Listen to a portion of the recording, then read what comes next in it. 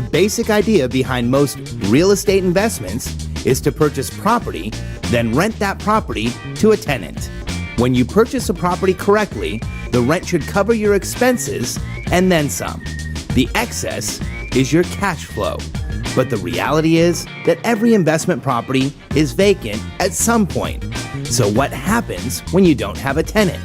Not having a tenant doesn't mean that the bills stop. The answer is that you pay a property's expenses out of your own pocket, not rental income. Expenses can include taxes, insurance, utilities, mortgage payments, and more.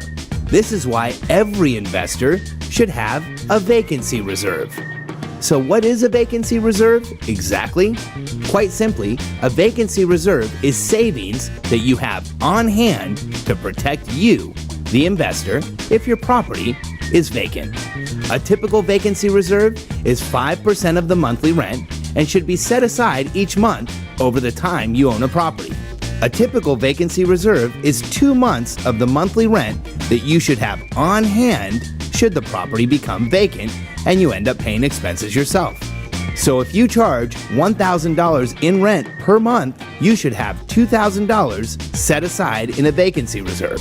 The conservative investor adds to this vacancy reserve at a rate of about 5% per month. So if you charge $1,000 in rent each month, you save an additional $50 for your vacancy reserve.